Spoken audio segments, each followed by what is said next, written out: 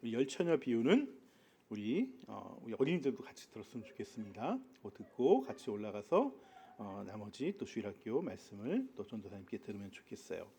오늘 이 마태복음 맥독 세 번째 시간이에요. 하루에 2장씩 읽다 보니까 3주면은 마태복음을 다 읽게 됩니다. 그래서 마지막 이제 말씀 시간인데 마태복음에 우리 지난주 말씀은 우리 어린이들은 못 들었지만 지난주 말씀은 장난감 따로 놓고 정확하게 앞에 보고 앉으세요. 알았죠? 네. 지난주 말씀은 하나님 나라는 그냥 들어가는 게 아니라고 예수님께서 말씀하셨습니다. 침노하는 자, 우리 세번역 성경에 따르면은 힘을 쓰는 자가 들어갈 것이다. 하나님 나라를 차지할 것이다. 그렇게 말씀하셨습니다. 그러면서 그 하나님 나라에 초대를 하셨어요. 예수님께서 수고하고 무거운 짐진 자들아 다 내게로 와라. 이렇게 초대하셨어요. 그리고 나서 내 멍에를 함께 쓰자. 이렇게 말씀하셨습니다. 여러분, 하나님 나라는 천국은요, 주님의 멍에를 같이 쓰지 않으면 절대 들어갈 수 없습니다. 지난 말씀이 이 말씀이었습니다. 오늘 예수님께서 25장, 26장부터 뭐가 있냐면은 십자가에서 고난을 받기 시작하세요. 그러니까 오늘 말씀은 예수님께서 가르친 거의 마지막 가르침이에요. 이 땅에서. 근데 이 마지막 가르침도 예수님은 하나님 나라를 말씀하셨어요. 오늘 본문 1절을 보시면은 이렇게 시작합니다. 그런데 하늘나라는 저마다 등불을 들고 신랑을 맞으러 나간 열처녀에 비길 수 있을 것이다. 이 열처녀 비유를 통해서 하시고자 하는 말씀은 하나님 나라가 뭔지를 말씀해 주시는 거라는 것입니다.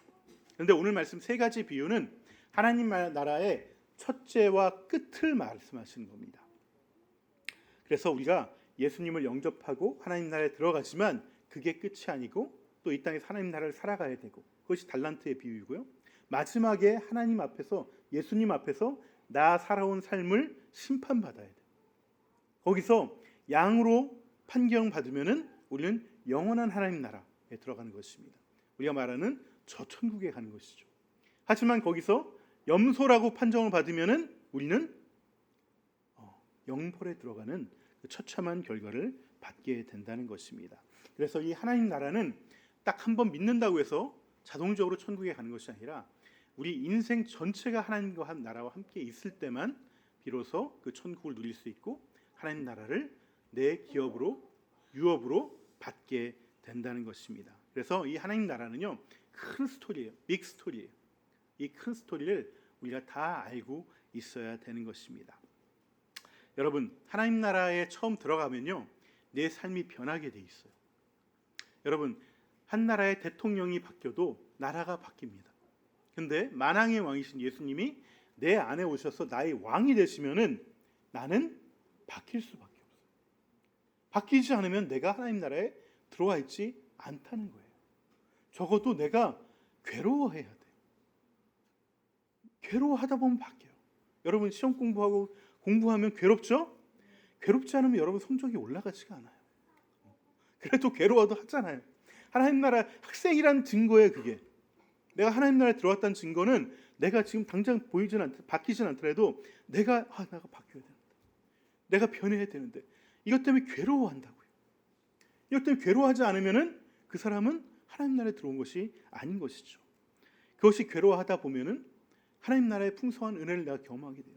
이게 마지막이 아니라 마지막 때에 또 주님이 오셨을 때 또 각자의 마지막 때가 있습니다. 우리는 천년만년 여기 살지 않아요. 우리가 죽을 때가 옵니다. 그때가 되면 주님 앞에서 내 삶을 돌아보고 주님이 나의 삶을 판정하십니다. 그래서 하나님 나라에 살아왔던 사람들은 그 양으로 판정을 받고 영원한 하나님 나라에 들어가게 되는 것이죠. 그래서 우리는 이것이 정말 귀한 하나님 나라의 축복이다라는 것을 찬양하고 고백하게 됩니다. 여러분, 하지만 이 은혜와 이 하나님 나라가 사실은 은혜로 들어가는 거예요. 내 노력만으로 다 완벽하게 100점 맞아서 들어가는 것이 아닙니다. 은혜로 들어가는 것이기 때문에, 또 정말 거저 들어가는 것이기 때문에 우리는 이 복음을 너무 가볍게 여길 때가 많습니다. 그냥 나 교회 다니면 천국 가겠지. 그냥 나 예수 믿는다고 기도하면 나 구원 받겠지. 아니요, 그렇지 않습니다. 제가 저도 그런 줄 알았어요. 그런 줄 알았는데 제가 목사가 되고 나서 많은 사람들을 만나고 보니까 이 사람들이 진짜 예수님을 영접하지 않았구나. 진짜 예수님의 복음 앞에서 마음을 돌이키는 회심을 하지 않았구나. 그런 사람들을 너무나 많이 보게 됩니다. 그래서 오늘 말씀 굉장히 중요한 말씀이 돼서 제가 여러분들도 남아서 첫 번째 비유를 꼭 말씀을 듣고 또 전도사님과 이어서 예배를 드리려고 말씀을 드린 것입니다. 우리 세 가지 비유 가운데 첫 번째 비유만 듣고 가지만 그 비유를 통해서 내가 정말 하나님의 백성인지를 한번 스스로 돌아보시기 바랍니다. 여기 하나님의 백성은 시작해서 쭉 가는 거예요. 근데 시작도 안 하면 가지를 못해요. 난 지금 시작하고 있는가? 돌아보시기 바랍니다. 예수님이 하나님 나라를 비유로 가르치면서 첫 번째 비유를 열처녀 비유를 드렸어요. 우리 좀 전에 읽었죠? 네. 이 열처녀 비유는 결론적으로 말씀드리면 내가 정말 예수님을 신랑으로 맞이하고 기다리고 있는가? 라는 것을 질문하는 비유예요. 우리가 예수님을 믿고 예수님을 나의 주인으로 영접하면요, 이제 나는 예수님의 신부가 돼요. 예수님이 신랑이 되고 예수님이 신부가 됩니다. 정말 내가 예수님을 나의 주인으로 나의 신랑으로 잘 영접했는지 그것이 확실하면은 우리는 하나님 나라에 쭉 가게 됩니다. 하지만 그냥 주님, 예수님 이렇게 말은 하는데 진짜 마음속으로는 내가 주님을 내 주인으로 여기지 않고 내 신랑으로 생각하지 않는다면은 그 사람은 아직 하나님 나라에 들어가지 못한 거예요. 많은 사람들이 이거를 착각해요. 그냥 예수 영접하면서 그냥 내가 고백하면은 나 하나님 나라에 이제 들어갔구나. 저도 그런 줄 알았어요. 저러다 보면 하나님께서 또 깊게 있게 만나줘서 이 사람 변화시키겠지. 물론 그런 사람도 있지만 안 그런 사람도 있다는 거예요. 그래서 예수님을 정말 내가 주인으로 고백하지 않고서 그냥 남들 하니까 남들 따라서 고백하는 사람들이 있다는 거예요. 그냥 예의상 목사님이 하라고 하니까, 부모님이 하라고 하니까. 그런 사람들은 사실은 예수님을 내 주인으로, 내 왕으로, 나의 신랑으로 아직 영접하지 않은 사람들입니다. 로마서 10장 9절에 보시면 이런 말씀이 있어요. 당신이 만일 예수님은 주님이라고 입으로 고백하고 하나님께서 그를 죽은 사람들 가운데 살리신 것을 마음으로 믿으면 구원을 얻을 것이다. 목사님 여기서 입으로 시인하면 된다고 그랬잖아요. 여러분, 이 로마서는요, 어떤 상황에 쓰여졌냐 하면은 너 입으로 시인하면 너 죽을 거야. 칼을 목에다 대는 상황에서 입으로 시인한 사람들. 그 사람들은, 내가 입으로 시인한 사람들은 진짜로 시인한 사람이에요. 로마는 기독교, 예수님 믿는 사람들을 다 불에 태워 죽이고 다 칼로 찌겨 죽였습니다. 그 상황 속에서도 난 죽어도 괜찮아. 나는 예수님 믿는 사람이야. 라고 입으로 시인한 사람은 진짜라는 거예요. 여러분, 내가 입으로 시인한 것이 그 정도 믿음, 정말 그 정도까지는 아니더라도 그래도 내가 어떠한 고난이 닥쳐도 주님 믿겠습니다. 세상에 어떤 것이 날 유혹하고 미혹하고 나를 정신 팔리게 해도 난 예수님 믿고 예수님 말씀에 따라가려고 할 것입니다. 이 믿음의 시인이 없으면은 이것은 가짜라는 거예요. 가짜. 오늘 말씀을 잘 살펴보겠습니다. 10명의 처녀가 있는데 5명은 신랑을 맞이하기 위해서 등불을 들고 있었고요. 그 다음에 그 옆에 기름도 같이 준비하고 있었어요. 이 사람들을 슬기로운 처녀라고 예수님은 칭찬하십니다. 근데 어떠한 처녀들은 등불만 들고 있어요. 그리고 이 기름은 전혀 준비하지 않았어요. 이 사람을 예수님은 미련한 처녀들이다 이렇게 말씀합니다. 그러면서 맨 마지막에 이 비유의 끝에 뭐라고 말씀하시냐면 깨어 있어 하는 거예요. 깨어서 정말 주님이 신랑이 언제 오실지 모르니까 널 깨어 있어야 된다는 거예요. 여러분, 그럼 여기서 깨어 있으란 말이 뭘까요? 자지 않고 있는 걸까요? 자지 않고 있는 걸까요? 여기서 물론 예배드리다가 자는 사람도 있어요. 조는 사람도 있는데 정말 피곤하면 그럴 수 있어요. 그럴 수 있어요. 예수님께서 그거 가지고 뭐라고 하시는 것이 아닙니다. 오늘 5절 말씀 같이 보시면은 이렇게 나옵니다. 신랑이 늦어지니 처녀들은 모두 졸다가 잠이 들었다. 그러니까 슬기로운 처녀나 미련한 처녀나 신랑이 너무 늦게 오니까 졸다가 잠이 다 들어버렸어요. 그러니까 깨지 않아서 이거 뭐라고 그러는 것이 아닙니다. 그러니까 깨어있으란 말은 졸지 말라는 것이에요. 영적으로 잠자는 자가 되지 말라는 뜻이 아닙니다. 그렇다면 이 깨어있으라는 말씀은 무엇일까? 늘 기름을 준비하고 신앙에서 준비성이 있어야 된다는 것일까? 이것도 어느 정도 맞는 말입니다. 하지만 꼭 그렇지는 않습니다. 우리가 예배를 준비할 때 예배는 11시에 주일 오전에 시작하는 게 아니에요. 이 예배는 월요일부터 시작해요. 정확히 얘기하면 교회 주일 예배 끝나고 집으로 돌아갔을 때부터 예배가 시작이에요. 예배 준비하는 거예요. 다음 주 예배를 내가 준비하는 거예요. 내가 오늘 말씀대로 살아가야지. 말씀 들은 대로 살아가야지. 일주일 살아가면서 내가 때로는 그걸 잊어먹고 놓치기도 하지만 그리고 다시 붙잡고 살아가는 거예요. 이러한 준비성이 있어야 되는 건 맞습니다. 하지만 오늘 본문에서 기름 준비하라는 것이 깨어있다는 말은 아니에요. 기름을 준비한다는 얘기는 준비성이 있고 날마다 성령의 기름 부으심을 이렇게 간구하는 것, 이것을 얘기하는 것이 아니에요. 이거는 뭔 얘기냐면요, 다른 의미가 있는데, 여러분, 대부분 당시의 결혼은요, 혼인잔치로부터 시작이 됩니다. 혼인잔치는 저녁에 시작을 해요. 저녁에. 그럼 보통 몇 시에 시작하냐면은 저녁 먹을 때쯤 시작을 합니다. 그럼 몇 시에 먹어요? 보통 저녁을? 6시나 7시나 8시쯤 먹을 거 아니에요. 그렇죠? 그러면은 신랑은 이 같은 말에 있는 신랑이 아닐 때가 많기 때문에 저 먼 데서 옵니다. 오면은 보통 신랑이 6시쯤 도착을 해요. 좀 늦게 오면 7시쯤 도착을 해요. 그래서 이 나를 맞아주고 있는 사람들, 저녁에 해가 졌을 때 도착을 해요. 왜냐하면 잔치는 불을 켜고 해야 되는 잔치니까. 그러니까 7시쯤 도착을 하면은 불이 켜져 있고 들러리들이, 신부의 친구들이 이 신랑을 맞으러 나가서 등불을 켜고 있는 거예요. 그러면 보통 어떻게 돼요? 7시나 8시쯤 시작을 하면은 기름이 필요할까요? 필요 없을까요? 필요 없어요. 일반적으로 등불만 있으면 돼요. 등불만 가지고 기다리면 신랑이 와서 같이 혼인잔치에 들어가면 됩니다. 세상에 자기 결혼에 늦는 사람이 있어요? 막 일부러 7시에 사람들 다 배고파 죽겠는데 신랑만 눈 빠지게 기다리고 있는데, 자식들 내가 더 멋있게 나타나야지 하면서 밤 1시, 2시, 새벽 3시에 오는 신랑이 있겠어요? 없어요. 웬만해서는 없어요. 물론 옛날에는 이렇게 험한 인들이 많아서 먼 곳에서 오다 보면 강도를 만날 수 있습니다. 또 짐승들의 공격을 받을 수 있어요. 그래서 정말 어쩌다가 정말 늦게 오는 경우가 있어요. 하지만 일반적으로는 다 그때 오기 때문에 이 등불과 함께 기름을 준비하지 않는다는 것은요, 그렇게 뭐라고 할 수가 있는 게 아니에요. 다 그렇게 하기 때문에. 그러면 이 등불을 준비하고 준비하지 않은 차이는 뭘까요? 자, 우리 같이 따라해 볼까요? 정성이 부족하다. 네, 정성이 부족한 거예요.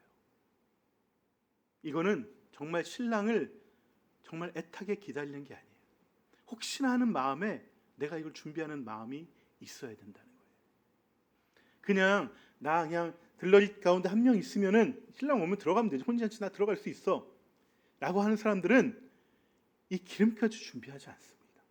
그냥 등불 들고 있으면 됐지, 나 예수님 주님이라고 시인하면 됐지, 말하면 되지, 교회 다니면 되지, 이걸로 다 된다고 생각하는 것입니다.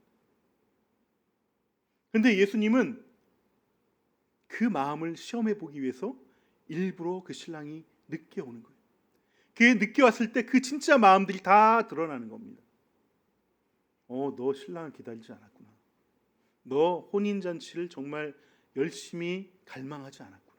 여러분, 혼인잔치라는 것은 내가 예수님을 영접해서 내 안에 잔치가 열리는 거예요. 근데 그냥 예수 믿는다고 하고 사형리 따라하면 되겠지, 교회 다니면 되겠지 라고 생각하는 사람들은 진짜 그 예수님과 하나 되는, 그 하나님 예수님을 영접해서 내가 주님과 동행하는 그 삶을 갈망하지 않는 거예요. 기다리지 않는 거예요. 사모하지 않는 것입니다. 여러분, 부모가 여러분들을 얼마나 사랑하는지 아세요?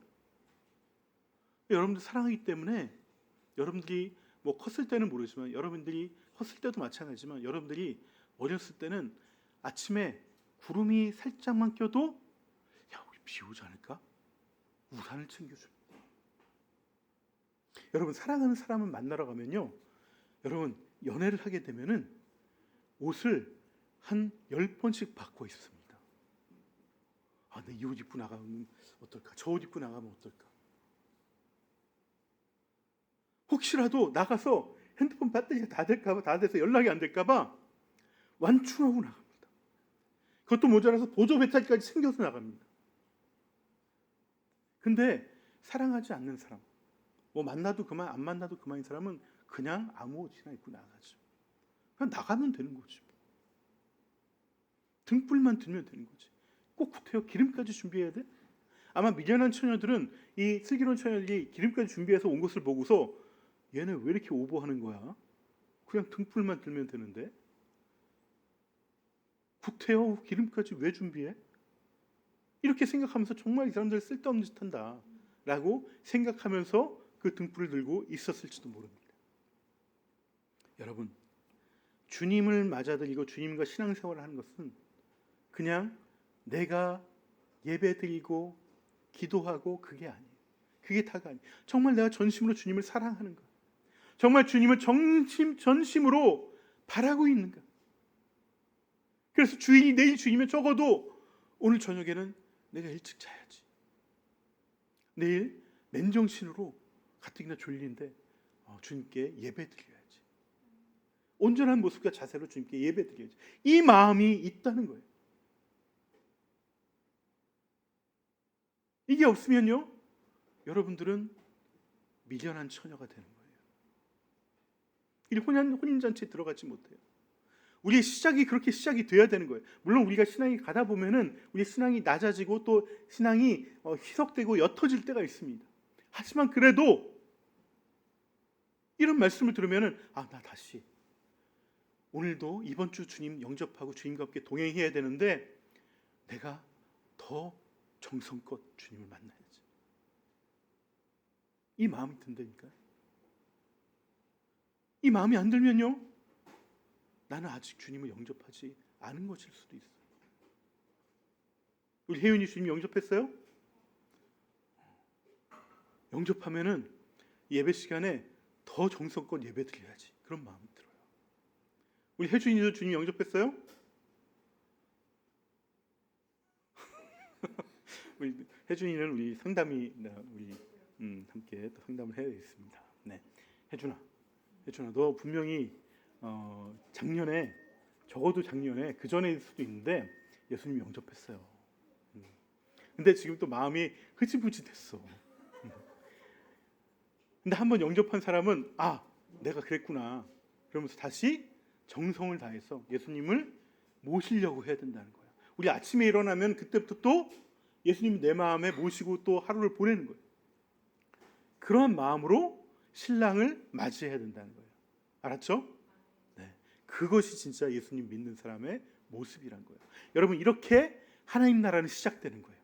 이 첫 단추가 분명하게 껴 있어야 돼요. 그래야지 내가 하나님 나라를 시작해서 마지막 내가 영생에 들어갈 때까지 그 하나님 나라가 지속될 수 있다는 것이에요.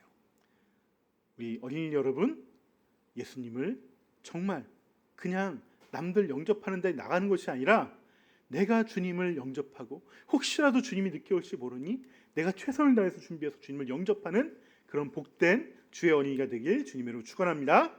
아시죠? 네, 알겠습니다. 우리 어린이들 축복합니다.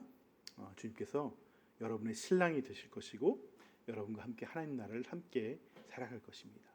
그 하나님 나라를 기대하면서 우리 전도사님하고 같이 올라가서 주일학교 2부 예배를 같이 드리도록 하겠습니다. 네, 감사합니다.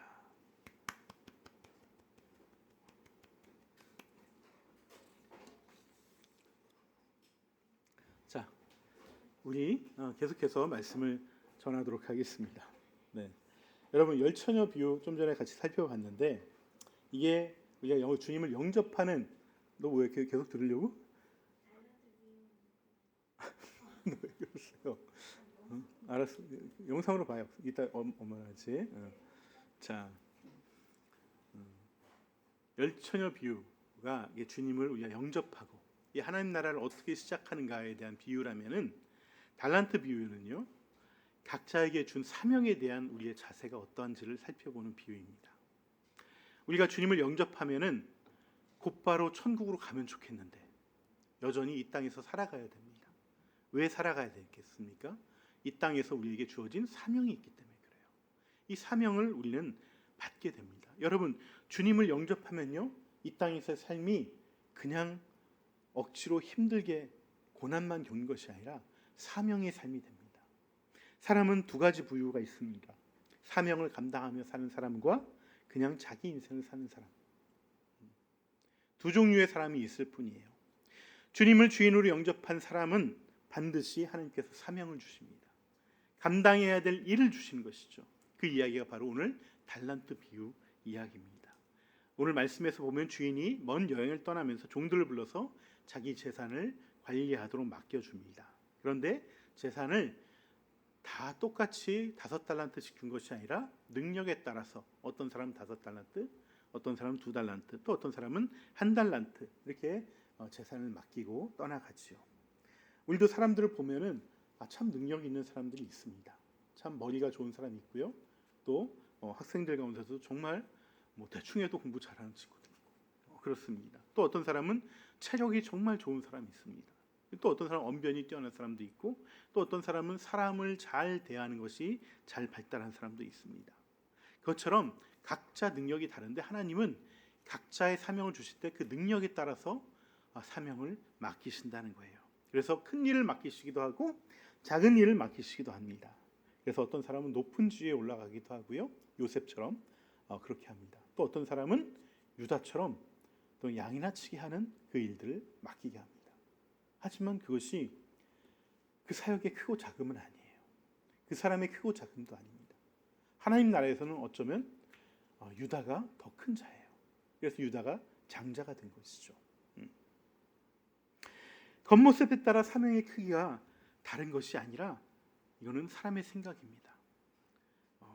그 내용과 크기가 다르긴 하지만 그렇다고 해서 이 모든 것이 하나님 나라에서 차등이 있는 것이 아니죠. 오늘 말씀을 보시면은 5달란트 맡긴 종에게 이 종이 이렇게 5달란트를 벌었습니다라고 얘기하자 주인이 뭐라고 하냐면 너가 참 이 작은 일에 신실했구나라고 얘기합니다. 2달란트 맡긴 종에게도 똑같은 말을 합니다. 너가 이 작은 일에 신실했으니 내가 큰 것을 맡기겠다. 여러분, 하나님한테는요 아주 큰 일이나 사람이 보기에 아주 작은 일이나 정말 와 저런 일을 어떻게 해? 라고 생각하는 일이나 저거 왜 저런 거를 저런 거 나 하기 싫어라고 하는 일이 다 하나님에게는 다 똑같은 일이에요. 다 똑같은 일. 그리고 상급도 똑같습니다. 하나님 앞에서 사역의 크기가 중요한 것이 아닙니다. 큰 교회 맞는 목사님도 계시고 작은 교회 맞는 목사님 같이 있지만 그거에 따라서 상급이 다른 것도 아니고요. 사명을 맡은 사람들에게는 다 똑같고요. 중요한 것은 이것을 내가 신실하게 감당하느냐 안 하느냐. 이게 가장 중요한 것입니다. 하나님 그거 보세요. 너 정말 신실하게 그걸 감당했느냐? 안 하느냐를 보는 것이죠. 여러분 이 큰 일이나 작은 일이나 하나님 나라에서는 똑같이 중요해요. 이 큰 일만 있고 작은 일이 없다? 하나님 나라가 온전해지지 않습니다. 작은 일만 여러 가지 있어도 되지 않습니다. 다 여러 가지 모양, 각양각색의 모양으로 있어야지 그것이 하나님 나라가 온전하게 하나 되어서 그 시대를 다 감당할 수 있게 되는 것입니다. 여러분 또 하나 우리가 오해하는 것은요, 이 사명이라는 것을 그냥 어떤 특별한 일로만 생각하는 경우가 많습니다. 그렇지 않습니다. 나에게 주어진 내 인생이 사명이에요. 내 삶이 사역지예요. 여러분의 가정이 여러분의 사역지고요. 여러분의 가족이 여러분의 사역 대상입니다. 여러분의 직장이 여러분의 일터가 여러분의 사명지고요. 그 사람들이 사역 대상입니다. 나는 왜 저런 남편을 주셨지? 나는 왜 저런 아내를 줬지? 이거는요 1달란트 받았다고 불평하는 것과 똑같습니다. 이 자식놈 새끼는 왜 이렇게 말을 안 듣는 거야? 이것도 나에게 한 달란트 받았다라고 불평하는 것과 마찬가지예요. 여러분 오늘 본문 잘 보시면요, 5달란트 받은 사람이나 2달란트 받은 사람에게 공통점이 있습니다. 그게 뭐냐면은 자기가 맡은 달란트를 아주 집중해서 기뻐하고 있다는 거예요. 아주 집중해서 기뻐하고 있습니다. 22절과 25절 보시면 둘 다 똑같이 뭐라고 하시면, 보십시오, 제가 5달란트를 더 벌어왔습니다. 내가 한 것을 이렇게 하나님한테 보여주면서, 예수님한테 보여주시면서 보세요, 이것 좀 보세요, 내가 이걸 했어요 라고 주님께 기뻐하면서 자신의 것을 자랑하듯이 얘기하고 있습니다. 마치 우리 우린이가 뭐 하나 특기 하나 배우거나 뭐 하나 만들면은 아빠 이거 봐봐 하면서 막 얘기하죠. 그거 봤을 때 우리가 다 시겁지 않은 것들이죠. 호들갑을 떨지만 아유 저건 뭐라고 저렇게, 그런 마음이 들지만 그러면서 함께 기뻐하죠.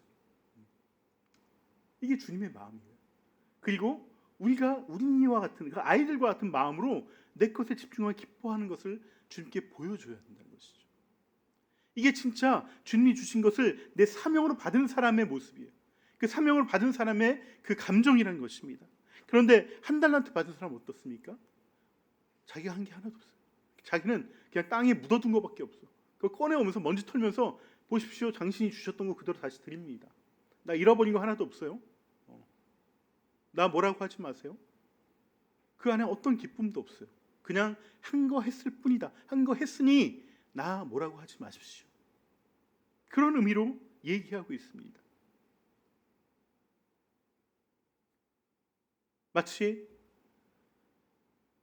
내 남편, 내 아내, 내 자식들, 그냥 이런 사람들 너에게 붙여주지만 저 그래도 끝까지 했습니다. 나쁜 부모처럼 그렇게 막 애들 버리고 이혼하고 그렇지 않았습니다. 저 최선 다했어요. 이거와 다를 게 하나도 없어요. 여러분 나중에 천국 가서 하나님 앞에서 나는 무슨 사명 감당하며 살았다고 말씀하고 싶으십니까? 주님, 제 아내 보세요. 제 아내가 주님을 더 깊게 만나고 있어요. 주님, 제 남편 보세요. 제 남편이 더 진실해졌어요. 제 자식들이 예수님 섬기고 있어요. 이 자랑하길 저는 축원합니다. 그것 때문에 기뻐하는 부모 되고 그것 때문에 기뻐하는 그러한 주님의 백성 되길 소망합니다. 제가 금요일 날 이번 주에 안산에서 목장 모임을 했는데 다운 자매님이 갑자기 우리 끝나면서 기도 제목 얘기하는데 자기 그 하준이 아빠를 용서하기로 했답니다. 네. 그러면서 용서를 계속 하고 싶다. 그래서 그걸 기도 제목으로 내놨어요. 어떻게 그런 인간 용서할 수 있겠어요? 양육비 좀 달라고 그러는데 이 자식 내 자식이 아니지 친자 감정하자고 그러는 사람을 어떻게 용서할 수 있겠어요? 그마저도 안 주려고 하는 사람을 어떻게 괘씸해서 용서할 수 있겠어요? 그런데 그 용서의 마음 주신 게 성령님이잖아요. 하나님이 일하고 계신 것이죠. 동시에 이 일은 우리 모두의 또 맡겨진 일이라는 것이죠. 사명이라는 것이죠. 제가 너무나 기뻤습니다. 정말 그 기도하고 안수해 주는데 성령님께서 우리 다운 자매에게 임하는 것을 제가 느낄 수 있었습니다. 돌아와서 제가 여기 단위에서 또 주님께 보고 기도하면서 이 다운 자매 축복해 달라고, 주님 보십시오, 이 다운 자매 보세요, 이런 일 하잖아요, 주님 기쁘게 받아주세요, 이렇게 기도했던 것이 생각이 납니다. 이것이 우리 모두의 사명이에요. 다운 자매의 사명이기도 하고 우리가 같은 지체로서 또 다운 자매가 바로 세워지기를 또 기도하는 것이 우리의 사명이기도 합니다. 근데 아직 물론 여기가 영적인 공격이 심합니다. 오늘도 다들 몸살이 나고 다 뻗어가지고 아침에 못 온다고 또 연락이 왔습니다. 오늘 사실 제가 그 다운 자매하고 같이 그 법원에 갔던 일을 제가 페북에다 제가 올렸는데 어떤 곳에서 다운 자매에게 또 이렇게 후원금을 보내주셨어요. 그래서 같이 뭐 필요한 것들 살 수 있게 해달라고. 그래서 내가 서운 자매하고 같이 나눠서 사자. 그래서 오늘 끝나고 같이 여기 블루키 가서 애들 옷을 같이 사게 했었는데 거기도 못 올 만큼 이렇게 또 영적인 공격을 많이 당하고 있습니다. 이들이 세워지기까지 우리가 정말 최선을 다해서 정말 기도하고 또 중보하고 또 함께 또 이들을 위해서 또 섬기는 것이 우리가 맡아야 될 사명입니다. 여러분, 우리의 사명은 큰 게 아니에요. 나에게 맡겨주신 사람들, 나에게 맡겨주신 일들을 신실하게 불평하지 않고 기뻐하면서 집중하면서 그것들을 세워가는 거예요. 내 자녀를 그렇게 세워나가고 내 배우자를 세워나가고 내 일에서 직장 동료들을 세워나가는 것입니다. 그래서 이 달란트 비유는요, 이 달란트 비유를 통해서 우리가 배워야 할 게 뭐냐면, 내가 이 5달란트 받은 종처럼 2달란트 받은 종처럼 내가 기뻐하고 있느냐는 거예요. 내가 자랑하고 있냐는 거예요. 내가 그렇게 하나님께서 받은 내 사명을 가지고 섬기면서 그것들의 열매들을 주님께 드리면서 기뻐하고 자랑하고 있다면은요, 그 사람은 5달란트 받은 종입니다. 이 하나님 나라의 사명을 감당하고 있는 거예요. 근데 나는 왜 이런 사람들만 붙여주시는 거야? 내 가정의 사람들은 다 제대로 된 사람이 아무도 없어. 이 말로 불평하고 그냥 나는 그냥 버티기만 할래요. 이거는 1달란트 받은 하나님 나라의 사명을 제대로 받지 못한 사람들의 모습이라는 것입니다. 여러분, 내 자신을 잘 살펴보시면서 내가 정말 2달란트, 5달란트 받은 사람인가? 아니면 1달란트 받아서 주인에게 시험 든 종인가? 돌아보는 그런 지혜가 임하길 주님의 이름으로 축원합니다. 네, 이제 마지막 3번째, 양과 염소 비유입니다. 동시에 또 오늘 말씀의 결론이죠. 여러분, 마지막 3번째와 양과 염소의 비유는요, 우리가 이 인생을 다 마치고 났을 때, 주님 앞에 갔을 때 우리가 어떤 심판을 받게 되느냐, 이것을 우리가 늘 유념해야 된다는 것을 얘기해 주신 것입니다. 아무리 첫 단추를 잘 끼고 주님을 사랑하고 간절한 마음으로 하나님 나라에 들어갔고 또 여러 가지 열매를 맺어서 성공적인 삶을 살아도 결국 그 일이 하나님 앞에서 넌 염소야 라는 말을 판정받으면은 사실은 다 부질없는 것이죠. 내가 잘못 믿어왔다는 것이죠. 여러분, 우리가 나중에 모두 다 주님의 백보자 심판 앞에 서게 되는데 그 심판 앞에서는 2가지 판정밖에 없습니다. 양이냐 염소냐, 그 중간은 없어요. 양이면 양이고 염소는 염소예요. 하나는 양으로 판정받느냐 염소로 판정받느냐예요. 여러분, 양과 염소는요 쉽게 구분이 갑니다. 누가 봐도 쟤는 염소네, 얘는 양이네, 그래요. 예수님도 쉽게 판정 내리십니다. 뭐 고민하지 않으실 거예요. 너 염소야, 너 양이야. 근데 정작 당사자들은 자기가 양인지 염소인지 몰라요. 내가 언제 주님을 그렇게 섬겼습니까? 양이 얘기합니다. 그래서 주님이 아니야, 너가 했던 그 일들, 굶주린 자를 돕고 또 가난한 자를 돕고 병든 자를 또 지켜주고, 이 모든 게 양이 나에게 한 거야. 내가 왜 염소입니까? 넌 나를 섬기지 않았어. 왜요? 저 맨날 주님 찾았는데 왜요? 무슨 말씀하시는 거예요? 저 기억 안 나세요? 맨날 여기 와서 기도 드렸는데, 예배 그렇게 사모하면서 드렸는데, 근데 너 나를 섬기지 않았어. 아픈 자가 있을 때 너 돌아보지 않았고, 긍휼히 여겨야 될 자를 긍휼히 여기지 않았어. 부족한 자를 품어주지 않았어. 여러분, 이 기준이 바로 오늘 묵상 구절에 있는 40절 45절 말씀입니다. 주님 명확한 기준이 있어요. 이 기준으로 판단하시는 거예요. 그냥 기분에 따라서 너 양이야 너 염소야가 아니라 이 기준이 있습니다. 뭐라고 하시냐면은 40절입니다. 임금이 그들에게 말하기를, 같이 읽겠습니다. 내가 진정으로 너희에게 말한다. 너희가 여기 내 형제 자매 가운데 지극히 보잘것없는 사람 하나에게 한 것이 곧 내게 한 것이다 할 것이다. 예수님은 내가 속한 공동체에 정말 내가 봐도 정말 지극히 보잘것없는 사람이 에게 내가 어떻게 하는지 그것을 유일한 판단 기준으로 삼겠다라고 얘기하시는 거예요. 여러분, 여기에 다른 설명이 필요 없습니다. 다른 설교가 필요 없어요. 그냥 이 말씀대로 따르느냐 안 따르느냐 그것만 남는 거예요.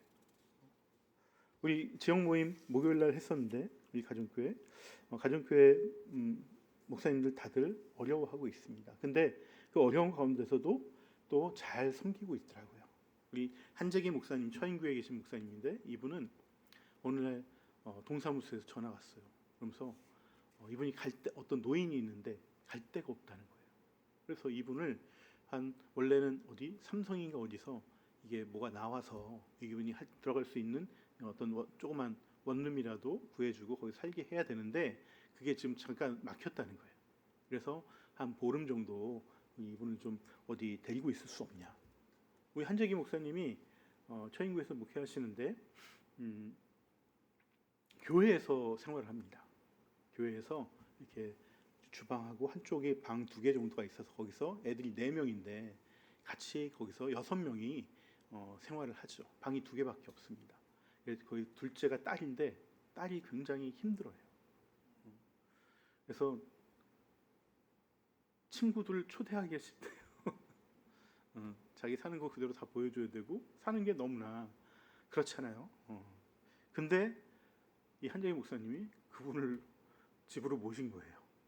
2달 동안. 그 얘기를 처음에 사모님한테 했더니 사모님이 엄청 화를 냈어요. 아니지, 초다시 하는데 누구 또 오라고 그러는 거야. 그래서 화를 냈는데 이 누구예요? 이 곽영순 사모님이 갑자기 마태복음 말씀이 생각나는 거예요. 너 그런 사람들한테 어떻게 하는 거니? 그래서 이분이 그냥 조용히 이분을 맡겠다라고 얘기를 하고 지금 원래 2주인데 2주 넘게 계시고 계세요. 언제 빨리 대해서 이제 해야 되는데 되고 있다는 겁니다. 그러면서 또 아이들은 또 남자 아이들은 또 좋아하더래요. 그래서 왜냐면 이제 부부가 이제 같이 있던 방에 한재기 목사님하고 그분이 같이 있고 또 아이들하고 엄마가 같이 있으니까 아이들은 엄마랑 같이 있어서 좋다고 또 그렇게 얘기하는 또 아이들도 있는데 아무튼 그렇게 섬기는 것이죠. 하나님 나라의 기준은 명확합니다. 그런 사람들을 어떻게 대하고 있느냐. 근데요, 여기서 지극히 작고 보잘것없는 사람은요, 저는 어떤 절대 기준이 있는 게 아니라고 생각합니다. 우리 보수와 진보가 가난한 사람들에게 복지를 확대하자 그랬더니 이 우파는 좌파는 모든 사람에게 다 하자. 우파는 야, 못 사는 사람들에게만 하자. 이렇게 얘기하잖아요. 그러면서 그 이유가 뭐냐면은 이 좌파에 사는 이유 중에 하나가 그거 어떻게 다 구분하니? 얼마를 기준으로 할 건데 얼마면 못 살고 얼마는 더 사니? 그러니까 다 똑같이 하고 많이 버는 사람에게 더 많이 걷자. 이것이 이제 좌파의 생각이고 우파는 못 사는 사람들에게만 선별적으로 복지 혜택하자 이런 거예요. 여러분, 하나님 나라는요 어떤 기준이 없습니다. 자꾸 보잘것없는 사람은요 어떤 기준이 아니에요. 무슨 노숙자가 그런 것 노숙자만을 얘기하는 것도 아니고 뭐 기초생활수급자만을 얘기하는 것이 아닙니다. 물론 그런 사람들 당연히 포함되겠지만은 그런 쪽으로 생각해 보시면요 이 지극히 작고 보잘것없는 사람은 내가 보기에 그런 사람이에요.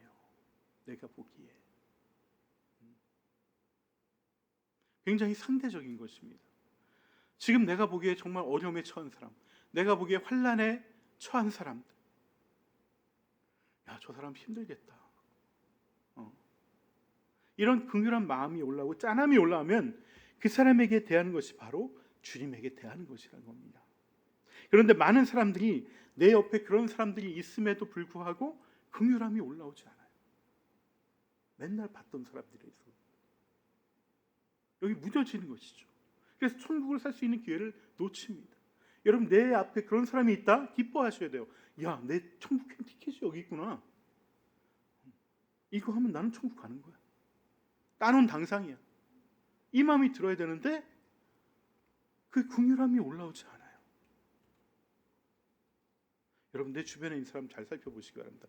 여기 주변은 3명밖에 없는데 서로를 잘 살펴보십시다. 네, 긍휼함이 느껴지면은 그 사람 위해서 기도하는 것이고요. 긍휼함이 느껴지면 그 사람 위해서 또 필요한 것들을 또 공급해 주는 것입니다. 여러분, 이게 하나님이 천국을 영생을 결정짓는 기준이라고 말씀하십니다. 여러분, 이 긍휼하게 여길 사람들이 내 가정에도 분명히 있습니다. 내 자녀 가운데도 분명히 있습니다. 우리 공동체에도 있습니다. 직장에도 있고 동네에도 있습니다. 그러면 그 사람을 긍휼히 여기시고 죽게 하듯이 대해 주시기 바랍니다.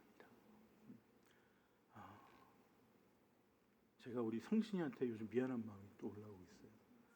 성신이 얼마 전에 내가 그냥 가라고 얘기했는데 이제 그런 행동들이 이렇게 막 노골적으로 하지 않은데 내가 너무 또 그런 건 아닌가라는 생각이 들어요. 그래서 보면 기도라도 해줘야겠다 그런 마음을 갖고 있어요. 저도 이런 것들 자꾸 놓칩니다.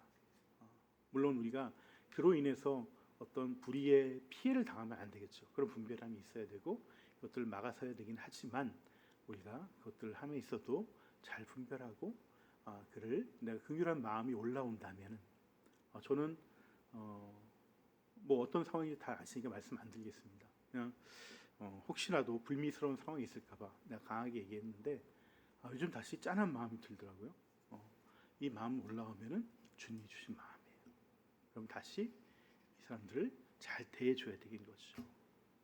여러분, 특별히 내 삶 가운데 지극히 보잘것없는 사람이 눈에 보인다면은 하나님이 주신 기회다 생각하고 잘 섬기는 그러한 주님의 자녀들 되길 소망합니다. 여러분, 하나님 나라는요 옳고 그름을 따지는 것이 아닙니다. 정의를 부르짖는 것이 아닙니다. 분별하고 악을 안 하는 것, 악을 행하지 않는 것도 중요하지만 선을 행해야 될 때 하지 않는 것, 이것이 여러분 하나님 나라에 들어가는 기준이라는 거예요. 더 나아가서 작은 일에, 보잘것없는 일에, 쓸데없이 보이는 일에 신실하게 행하는 것입니다. 그래서 오늘 같이 나눴던 세 가지 비유가 사실은 다 연결되어 있습니다. 하나님을 정말 간절히 갈망하고 신랑으로 사모하는 사람은 그 하나님 같은, 예수님 같은, 신랑 같은 그 사람을 찾게 돼 있어요. 이 땅에서 그 예수님을 어떻게 섬깁니까? 그 사람들을, 보잘것없는 사람들을 섬기는 것이 예수님을 섬기는 것입니다. 그리고 그것이 작은 일든 큰 일든 또 내게 맡겨진 일이라고 생각하고 그 작은 일에 신실하게 또 최선을 다하는 것입니다. 이것이 우리에게 주신 달란트를 내가 그 사명을 잘 감당하는 것이기도 합니다. 여러분, 이 천국 복음, 이 하나님 나라의 복음을 우리가 처음부터 끝까지 지금까지 잘 우리 두 분밖에 안 계시니까 또 우리 여기 어디요? 또 온라인 들으신 분도 계시지만은 우리 원 집사님 또 김 집사님 다 잘 감당해 오셨습니다. 하지만 우리는 늘 연약해서 또 이것을 잊어버릴 때가 있어요. 그래서 내가 섬겨야 될 사람들 또 정말 보잘것없이 여기는 사람들을 내가 귀찮아할 때가 있습니다. 우리가 그것들 끝까지 감당해서 정말 작은 일 내게 맡겨준 사람들에게 최선을 다해서 정말 하나님 나라를 그 영생을 차지하는 복된 우리 하늘 닮은 교회가 되길 주님의 이름으로 축원합니다. 네, 우리 같이 찬양하시겠습니다.